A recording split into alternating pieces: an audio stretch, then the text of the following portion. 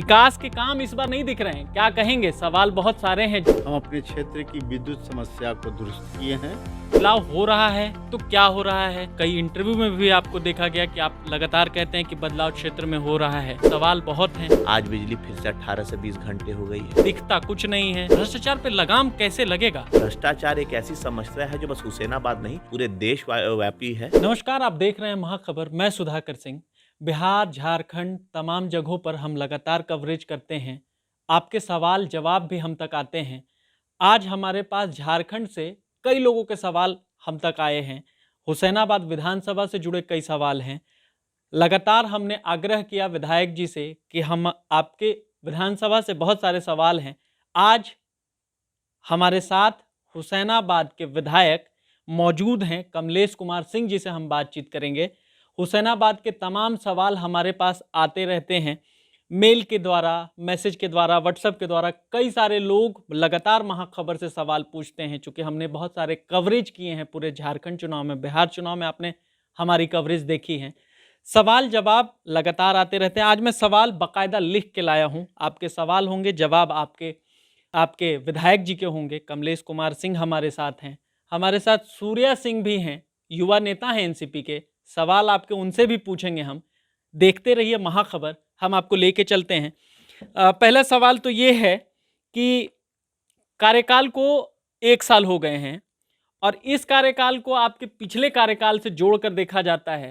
विकास के काम इस बार नहीं दिख रहे हैं, क्या कहेंगे? सवाल बहुत सारे हैं आपके लोगों के जो वहां से जानना चाहते हैं आपसे सवाल। देखिए, सबसे पहले आपको हम नव वर्ष की शुभकामना देते हैं, आपको अपने पूरे सहयोगी और पदाधिकारियों के साथ।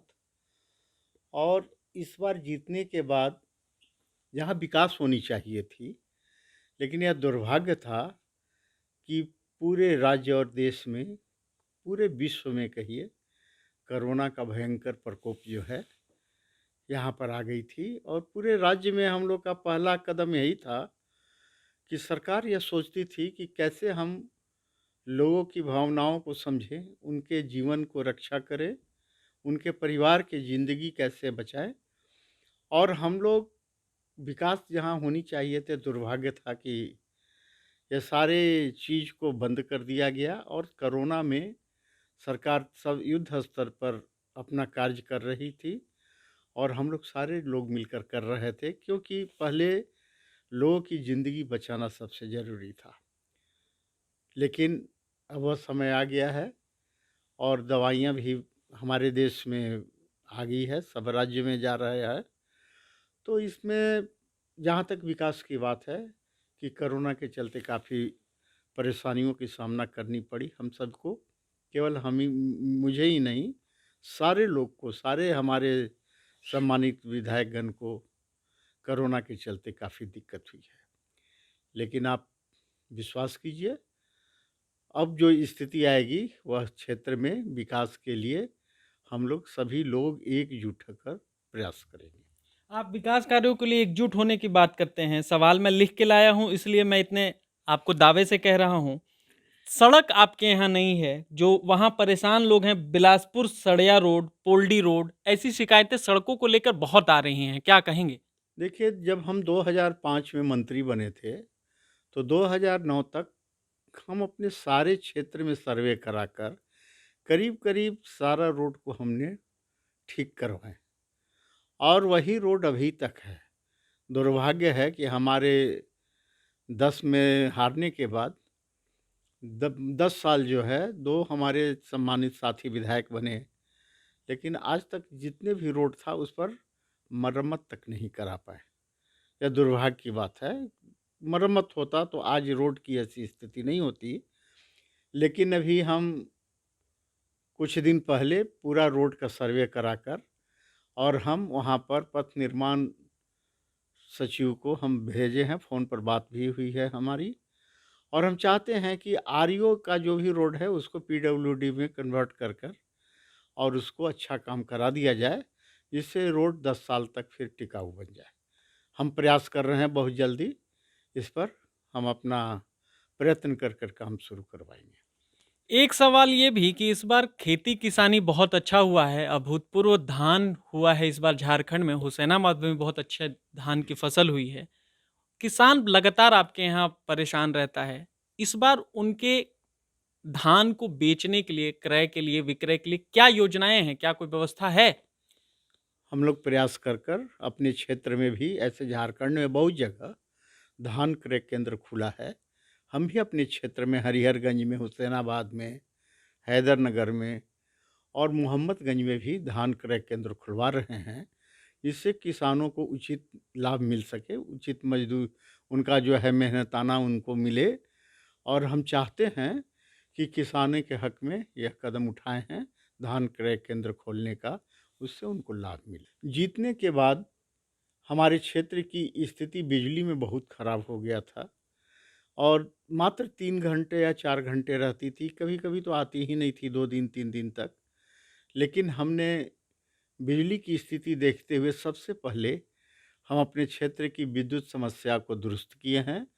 चाहे वह अभी हम बैराव में बिजली का सब स्टेशन खुलवाए हैं, पिपरा में खुलवाए हैं और हुसैनाबाद में भी खुलने जा रही है। जी, बिजली को लेकर के शिकायतें कम हैं, शिकायत सड़क को लेकर के ज़्यादा है। ये तो हम आगे, इसके पहले बिजली की भी बहुत खराब स्थिति थी। जी। सबसे लोगों की पहली समस्या बिजली ही थी और हम आज इस स्थिति में हैं कि हमारे क्षेत्र में बिजली 18 घंटा 19 घंटा मिल रहा है लोगों को। लेकिन आपकी जो समस्या है, बहुत अच्छा बात बोले।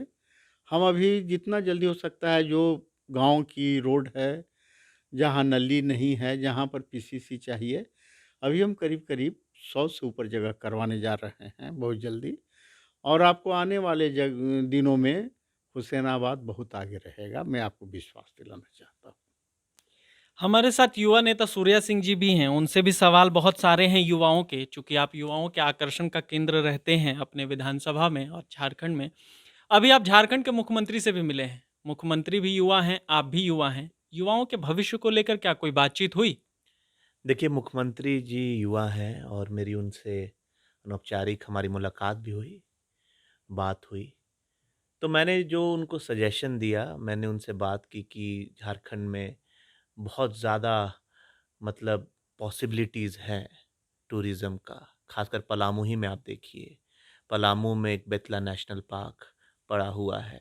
फिर वहाँ पर आपको क्या कहते हैं, हमारे क्षेत्र में हुसैनाबाद में यहाँ पर मोहम्मदगंज में भीम चूल्हा जैसे और हैदरनगर में देवी धाम जैसे आकर्षक टूरिस्ट डेस्टिनेशन उसमें आगे करें, क्योंकि जब टूरिज़्म बढ़ेगा तो रोज़गार भी बढ़ेगा। और मैंने उनसे रिक्वेस्ट भी किया कि पलामू में विशेषकर कुछ ज़्यादा मतलब वो ध्यान दें, और उन्होंने बोला भी है और वो कर भी रहे हैं। और मुझे उम्मीद है कि जल्द ही इसका कुछ असर दिखेगा और युवा जो बेरोज़गार है उसको रोज़गार मिले। मेरा जो भी मीटिंग था ज़्यादातर फ़ोकस था एम्प्लॉयमेंट और अपॉर्च्युनिटीज़ को लेकर के। ठीक है, एक सवाल ये कि आप लगातार अपने क्षेत्र में बदलाव को लेकर के बात करते हैं। कई इंटरव्यू में भी आपको देखा गया कि आप लगातार कहते हैं कि बदलाव क्षेत्र में हो रहा है। आपसे जानना चाहते हैं आपके क्षेत्र के लोग कि बदलाव हो रहा है, तो क्या हो रहा है? दिखता कुछ नहीं है, सवाल बहुत हैं, क्या कहेंगे? अब पता नहीं किसको नहीं दिखता है, लेकिन इस चीज़ को मैं ज़्यादा बता नहीं पाता हूँ बोल करके, क्योंकि हम लोग करने में ज़्यादा यकीन करते हैं, बोलने में कम। अब बदलाव किसे कहते हैं? जब आप विधायक जी नहीं चुनाव जीते थे, पिछले 10 साल से बिजली की व्यवस्था जर्जर हो चुकी थी। आज बिजली फिर से 18 से 20 घंटे हो गई है। हरिहरगंज में जहाँ 6-7 घंटे रहती थी, आज वहाँ इतनी स्थिति सुधर गई है। 2-2 आपको सबस्टेशन खुल गए हैं बैराव बैराव में, और आपको पिपरा में, जपला भी जल्दी खुलने वाला है। बहुत जल्द हम लोग आत्मनिर्भर हो जाएँगे बिजली के क्षेत्र में, 24 घंटा बिजली मिलेगी। पहली बार इतिहास में हर प्रखंड में विधायक का एक कार्यालय खुल गया है, जहाँ पर हर गरीब, हर जो लोग जब पहले प्रताड़ित होते थे, अब सीधा वहाँ पर अपना कंप्लेन कर सकते हैं अगर उन्हें कोई अधिकारी तंग कर रहा है, कोई भी चीज़। ये पहली बार हुआ है। आज आप देखिए कि हम लोग हर मुद्दे में आगे मतलब बढ़-चढ़ कर के काम कर रहे हैं। भ्रष्टाचार में कितनी कमी हुई है। आप खुद देखिए कि 10 साल पहले का हुसैनाबाद क्या था और आज का हुसैनाबाद क्या है। तुरंत अधिकारियों पे एक्शन हो रहा है, कितने अधिकारी निलंबित हो गए हैं, कितने प्रशासनिक लोग जो गलत काम कर रहे हैं वो सेवा मुक्त हुए हैं। तो ये क्या है? ये बदलाव नहीं तो और क्या है?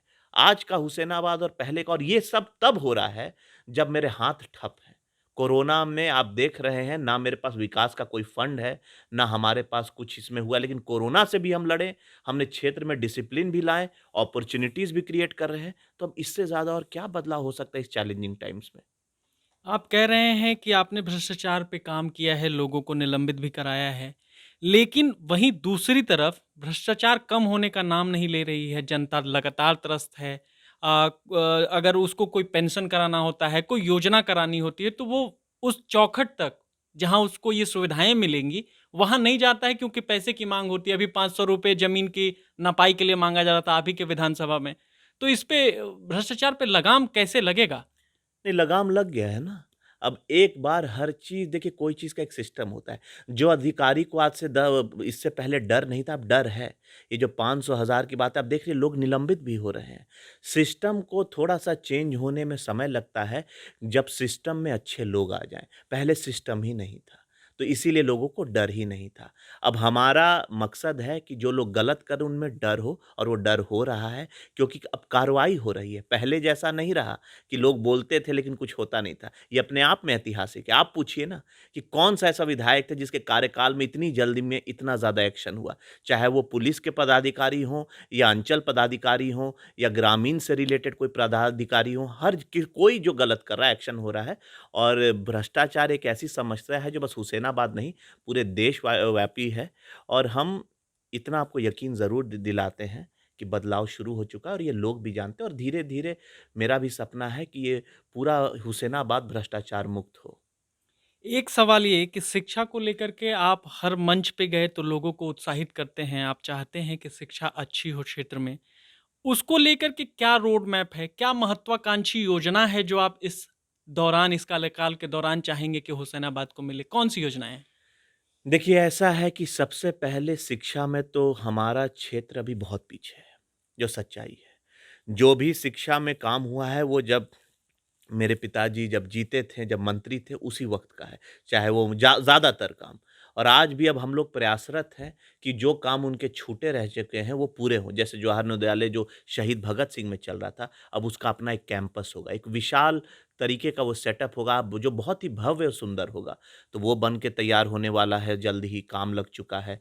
आपको शहीद भगत सिंह में हम लोगों ने सीट बढ़ाया है। एके सिंह कॉलेज का पूरा आपको रिडिफाइन कर रहे हैं कि पहले जो एजुकेशन सिस्टम वहाँ हम लोगों ने ही शुरुआत कराई थी, अब वो एजुकेशन सच में हो, क्योंकि वहाँ पर एजुकेशन का स्तर नीचे चला गया था। और कितने हाई स्कूल्स हैं जिसको हम लोग +2 कराने के लिए डाले हुए हैं आवेदन। कि देखिए हमारा फ़ोकस है और अभी मैं ज़्यादा बोलूँगा नहीं, कोरोना के चलते हम क्या पूरा देश ही पीछे चला गया है।